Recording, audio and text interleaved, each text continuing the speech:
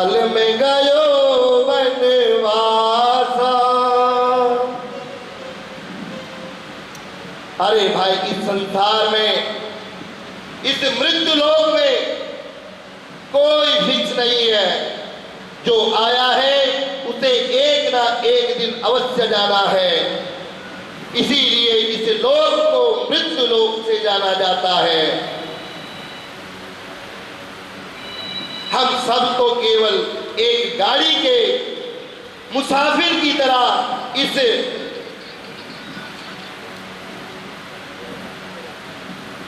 जीवन में एक मुसाफिर की भांति है। जब जिसका स्टॉप आएगा तब उसका जो है उसे उतरना होगा। परंतु फिर भी हम मोह का त्याग नहीं करते, जबकि शास्त्र कहता है क्या लेके आया तू जग में, क्या लेके तू जाएगा। क्या लेकर के तू आया जग में, क्या लेके तू जाएगा। सोच समझ ले रे मन मूर्ख, अंतकाल पछताएगा। भाई बंधु मित्र तुम्हारे मरघट तक संग जाएंगे। स्वार्थ के दो आंसू देकर लौट के घर को आएंगे। कोई न तेरे साथ चलेगा, काल तुझे ले जाएगा। क्या लेके तू आया जग में, क्या लेके जाएगा। कंचन सी तेरी काया तुरंत जलाई जाएगी। जिस नारी से प्यार किया तूने वह भी साथ न जाएगी।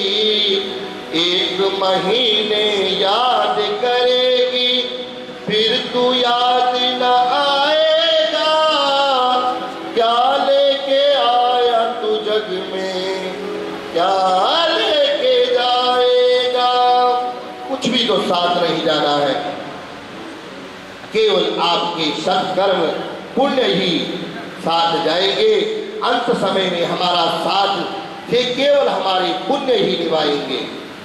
चाचा मामा ताया फूफा भाई या तो सब मायावी रिश्ते हैं, और जो हमारा सही रिश्ता है वो सिर्फ और सिर्फ नारायण का है।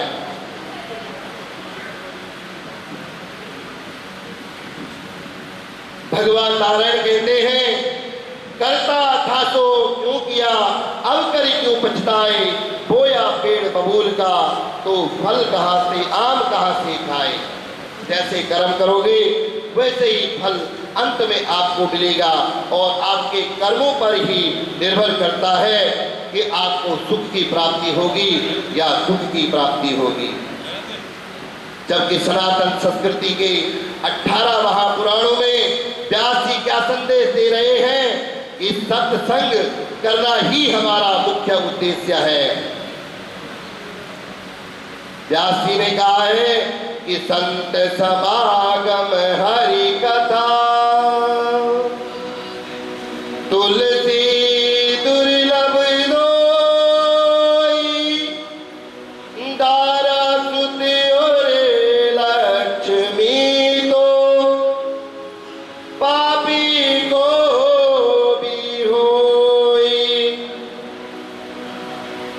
इस कलयुग में वेद शास्त्र कहते हैं कि संतों की संगति और तुलसी तथा हरि कथा बहुत ही दुर्लभ है।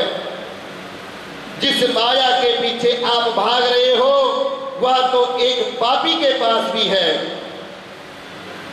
उस परमात्मा ने हमें मनुष्य का जीवन सांसारिक संपत्ति के लिए को एकत्रित करने को नहीं, बल्कि मोक्ष के लिए, पुण्य कमाने के लिए तथा जप तप, ब्राह्मणों को दान, संतों का सम्मान, माता पिता की सेवा, धर्म की रक्षा के लिए उस परमात्मा ने हमें यहाँ जन्म 84 से मुक्त होने के लिए प्रदान किया है। स्वयं भगवान विष्णु कहते हैं कि तात स्वर्ग आप वर्ग सुख डरे तुला एक अंग तुलिनाता ही सकल मिली जो सुख लव सत्संग। हे पार्थ, स्वर्ग और धरती के सभी सुखों को एक तराजू के पल्ले पर रखने के बाद भी दूसरी तरफ की तराजू पर रखा हुआ सत्संग जो है उस सुख के बराबर नहीं है। जो नव सत्संग, जो प्रेम और जो मोक्ष आपको सत्संग से प्राप्त हो सकता है। इसलिए हमें इस मनुष्य के जीवन में सत्कर्म आदि करना चाहिए जिससे हमें इस 84 के बंधन से मुक्ति मिल सके।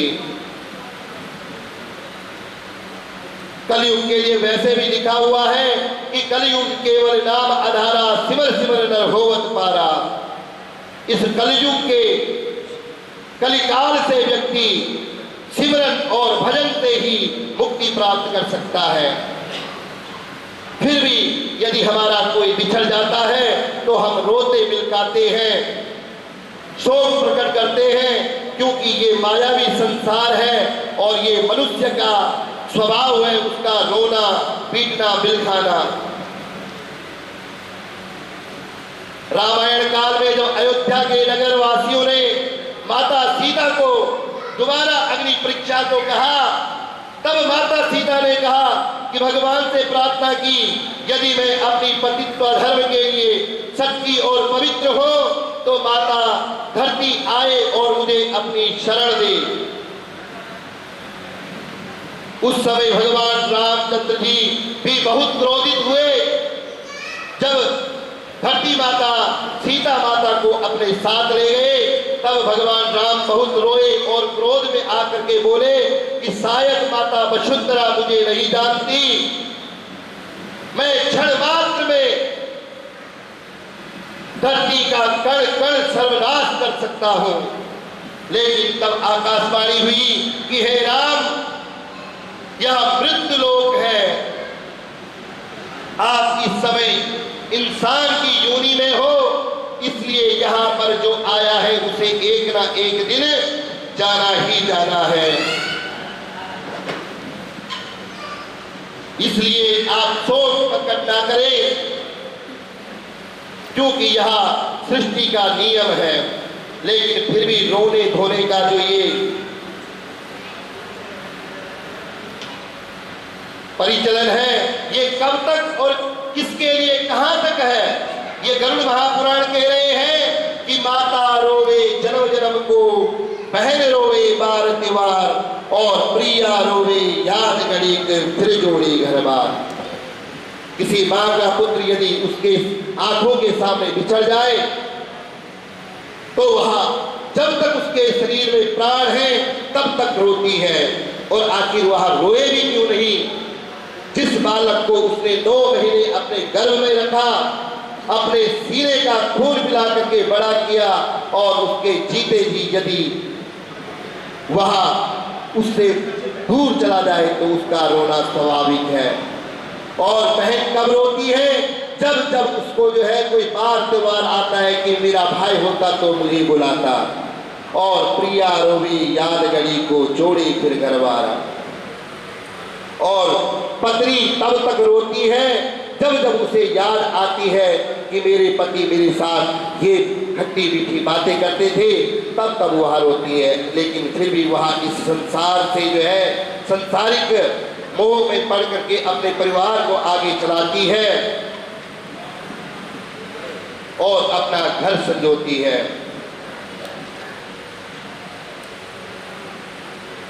इसीलिए गरुड़ महापुराण में लिखा हुआ है कि मात्र ऋण से हम कभी मुक्त नहीं हो सकते, क्योंकि मां का ऋण कोई भगवान तक नहीं दे पाए तो हम तो स्वयं इंसान हैं। पितृ ऋण से व्यक्ति मुक्त हो जाता है, लेकिन माता के ऋण से कभी मुक्त नहीं होता है। और पितृ ऋण से व्यक्ति कब मुक्त होता है? जब वह अपने पितरों के निमित्त गरुड़ महापुराण में बताए गए सभी प्रकार के यज्ञ दान आदि करता है, तब वह पितृ ऋण से मुक्त हो जाता है। जिस प्रकार से हमारे पवन कुमार गुप्ता जी ने अपने पिता के निमित्त हर वो कर्म किया है जो गरुड़ महापुराण में बताया गया है, और गरुड़ महापुराण में इसी को सुपुत्र की उपाधि दी गई है, जो अपने पितरों का 7 पीढ़ी के पितरों का उद्धार कर देती है। इसीलिए जो है इस गरुड़ महापुराण में कहा गया है कि हम प्रत्येक दिन सोचते हैं कि कौन से कपड़े पहनो जिससे मैं अच्छा लगूं, परंतु हम यह कभी नहीं सोचते कि ऐसा कौन सा सत्कर्म करूं जिससे कि भगवान को मैं अच्छा लगूं। यदि हम यह सोचने लग जाए तो हमें इस 84 से मुक्ति मिल जाएगी और उस ब्रह्म परमात्मा के श्री चरणों में हमें निवास मिल जाएगा। और उसके लिए आपने क्या करना है? ऐसी वाणी बोलिए कि मन का आपा कोई औरन को शीतल करे, आपहु शीतल होय। सदैव मीठा बोले और सदैव सत्य बोले। सत्य के मार्ग पे चलने वाले की हमेशा ही विजय होती है, और परमात्मा को सच्चा व्यक्ति सदैव अपना परम भक्त लगता है। इसलिए प्रत्येक दिन सत्य बोले और जितना हो सके इस कलिकाल में जप सिमरन तप आदि करें, ताकि इस 84 से मुक्ति मिल सके। समय का काफी अभाव है, इसलिए मैं अपनी वाणी को यहीं पर विराम देता हूँ, और आगे की जो कथा है वो हमारे शिव भारद्वाज जी आपको बताएंगे। जय श्री राम। हरि ओम।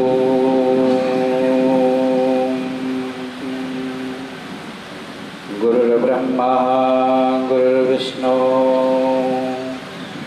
गुरुर्देवो महेश्वरा, गुरुर् साक्षात् परब्रह्मा, तस्मै श्री गुरुवे नमः। अयोध्या मथुरा माया, काशी कांची अवंतिका, पुरी द्वारावती चैव, सप्तैते मोक्षदायक।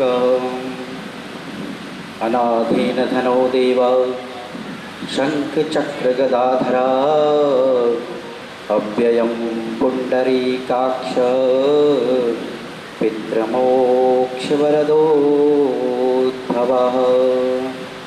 बोले विष्णु भगवान की जय।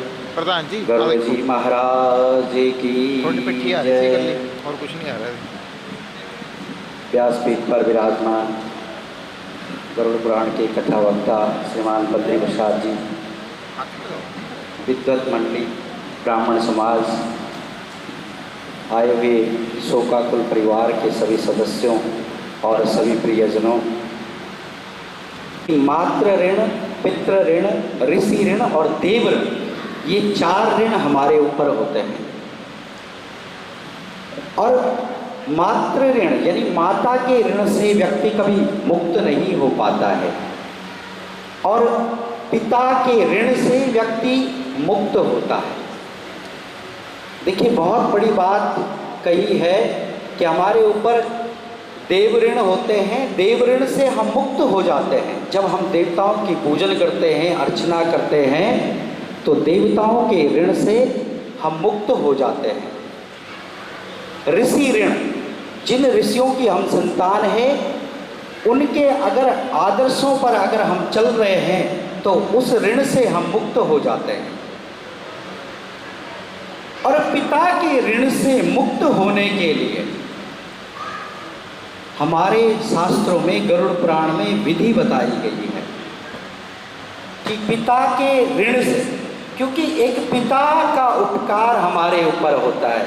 पंडित जी अभी कह रहे थे कि गीता में भगवान कहते हैं कि नैनम छिंदन्ति शस्त्राणि नैनम दहति पावका न चैनम क्लैति हन्त्यापो न शोष्यति मारुता, कि ये जो आत्मा है ये तो अजर है, अमर है, इसको न कोई हवा सुखा सकती है, न कोई जल बहा सकता है, न कोई अग्नि जला सकती है, ये तो अजर और अमर है।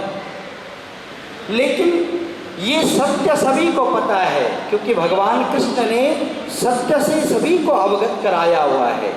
लेकिन वही दूसरी बात है कि विष्णुर माया भगवती यया सम्मोहितं जगत, सबसे बड़ी बात है कि विष्णुर माया भगवती यया सम्मोहितं जगत। हमारे शास्त्रों में एक सूक्ति आती है कि ये संसार बनाया गया था ब्रह्मा जी के द्वारा, लेकिन संसार का ये चक्र जो है ये चल नहीं पा रहा था। तो इस चक्र को चलाने के लिए विष्णु ने माया की रचना की, यानी विष्णुर माया भगवती यया सम्मोहितं जगत। विष्णु भगवान ने एक माया का प्रादुर्भाव किया और उस माया ने इस चराचर संसार को अपनी पूरी गिरफ्त में ले लिया। और ये मोह और माया ही है जो इस संसार को चला रही है। वास्तव में अगर मोह और माया न हो तो संसार स्थिर हो जाए, और ये वास्तविक सत्य है। बड़े बड़े संत महात्मा कहते हैं कि आपको मोह त्यागना चाहिए, आपको माया त्याग देनी चाहिए, लेकिन ये सत्य नहीं है, ये कटु सत्य है जी। अगर हम मोह को त्याग दें, माया को त्याग दें तो संसार स्थिर हो जाएगा। क्योंकि जैसा भगवान ब्रह्मा जी ने इस संसार की रचना की तो संसार बिल्कुल खड़ा था, वो चल नहीं पा रहा था। तो इस संसार को चलाने के लिए ही भगवान ने माया की रचना की। विष्णुर माया भगवती यया सम्मोहितं जगत, जो विष्णु की माया रूपी इस संसार में प्रादुर्भाव हुआ और वो मोह और वो माया हर किसी व्यक्ति के अंदर आई। अब पंडित जी ने कहा कि पितृ ऋण से कैसे मुक्त हुआ जा सकता है, क्योंकि एक पिता को देखिए बहुत बड़ा दुख होता है जब पिता इस संसार को छोड़ता है, क्योंकि पिता को हम समझ ही नहीं पाते। वास्तव में पिता को समझते समझते हमारी उम्र बीत जाती है, लेकिन हम पिता को नहीं समझ पाते।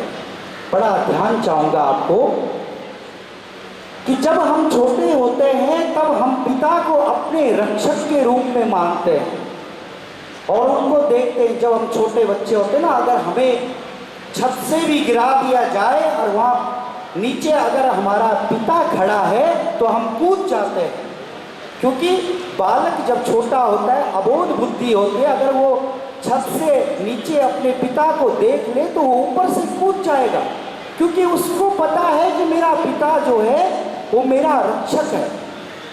बहुत बड़ी बात है ये। लेकिन वही पिता जो हमारा रक्षक है वही हमारा शत्रु भी बन जाता है। कब?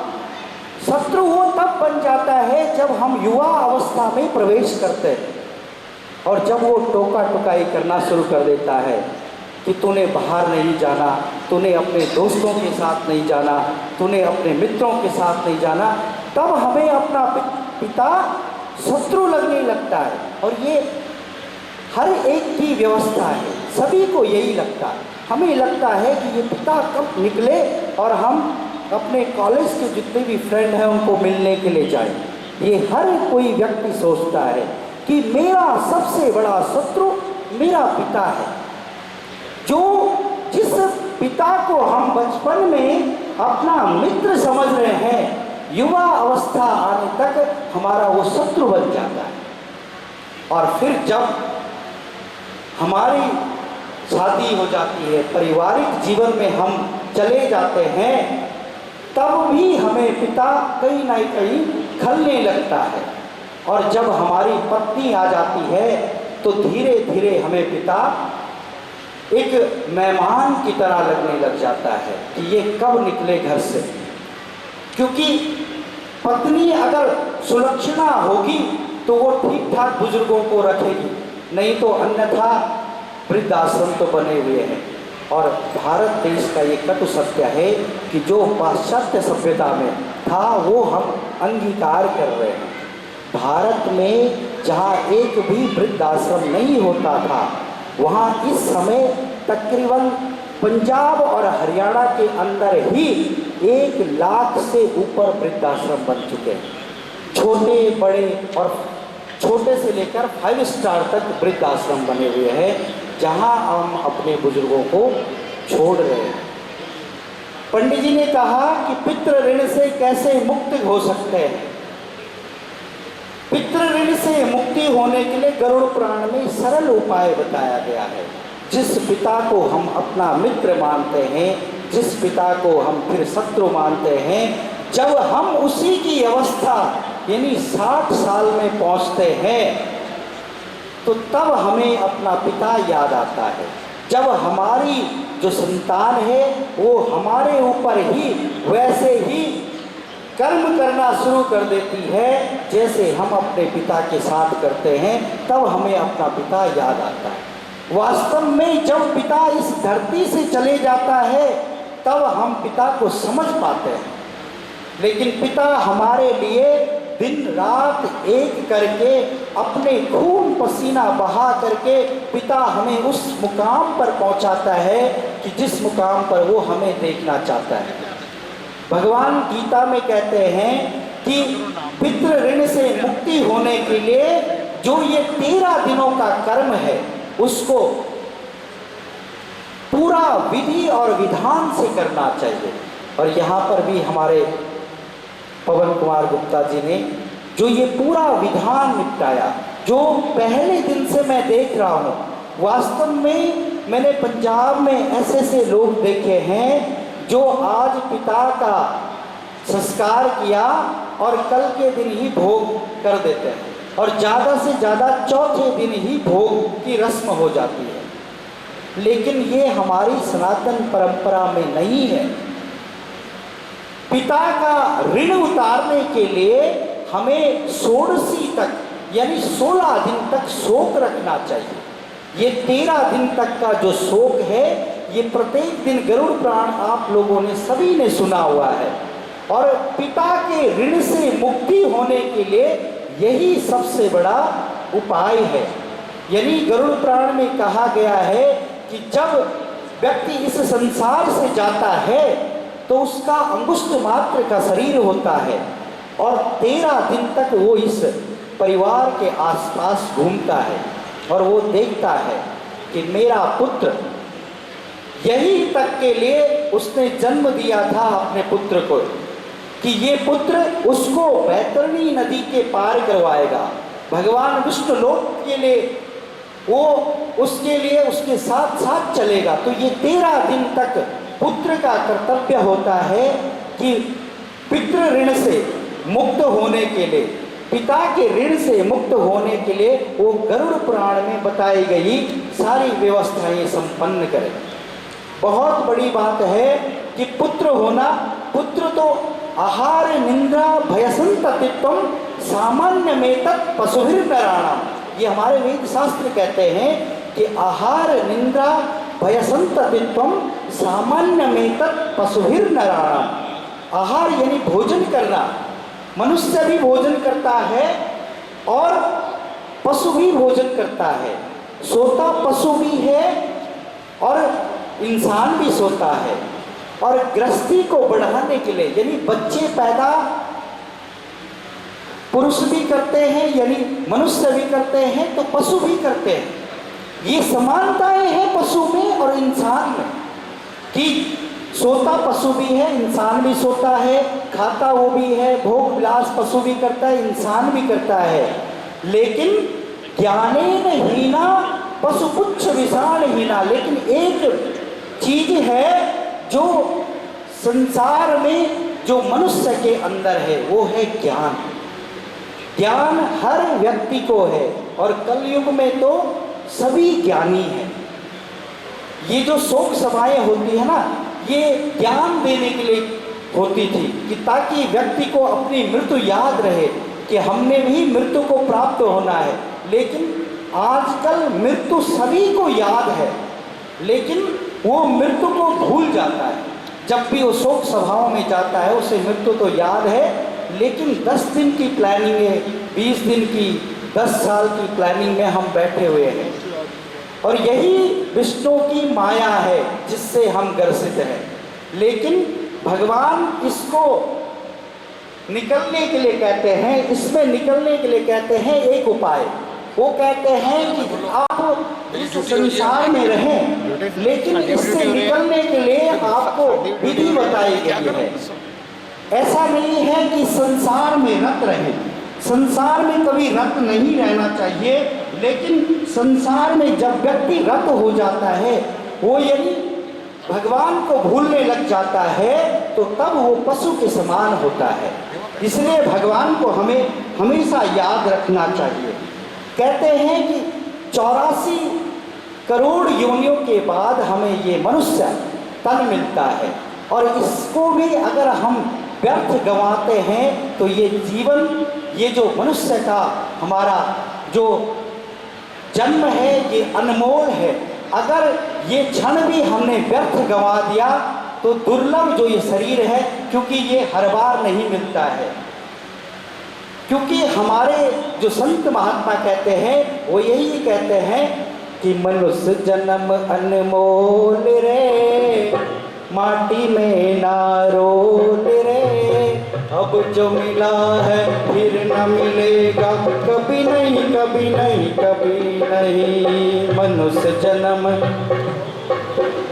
माटी में ना रोल रे, अब जो मिला है फिर न मिलेगा, कभी नहीं कभी नहीं कभी नहीं। मनुष्य जन्म अनमोल रे, माटी में ना रोल रे, अब जो मिला है फिर न मिलेगा, कभी नहीं कभी नहीं कभी नहीं। तू सत्संग में जाया कर, गीत प्रभु के गाया कर। तू सत्संग में जाया कर, गीत प्रभु के गाया कर। सांझ सवेरे बैठ के बंदा गीत प्रभु के गाया कर। सांझ सवेरे बैठ के बंदे गीत प्रभु के गाया कर। नहीं लगता कुछ मोल रे, माटी में ना रोल रे, अब जो मिला है फिर न मिलेगा, कभी नहीं कभी नहीं कभी नहीं रे।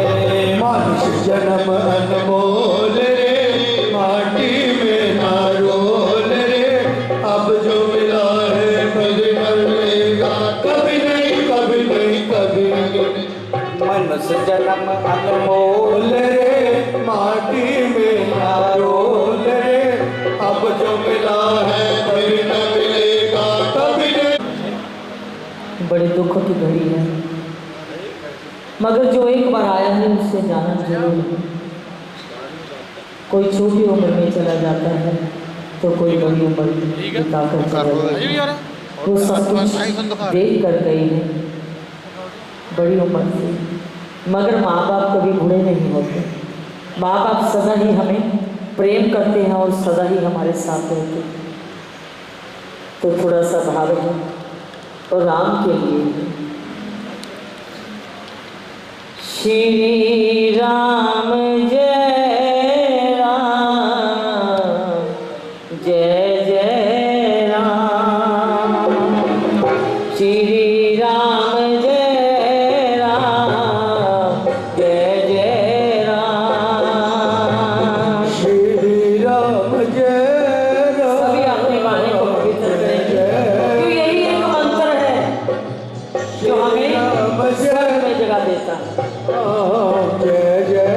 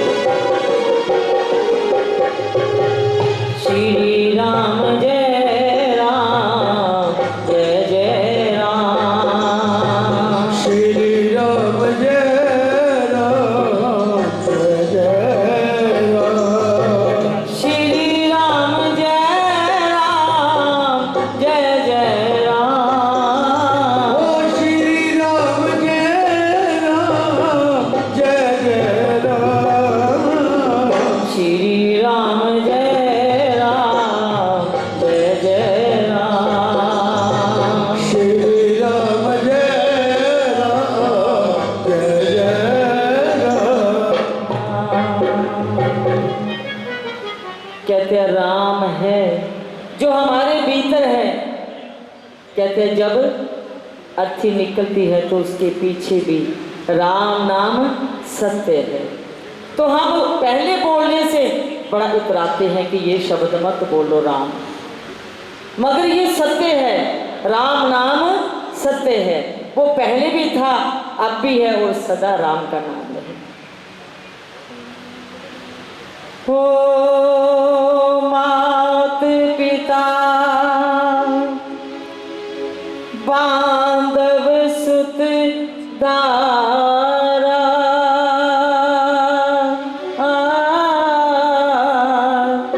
धन जन साजन सखा प्यारा। राम सिया राम जय जय राम, राम सिया राम जय जय राम। ओ अंत काल दे सके ना सहारा, राम नाम तेरा तारण हारा।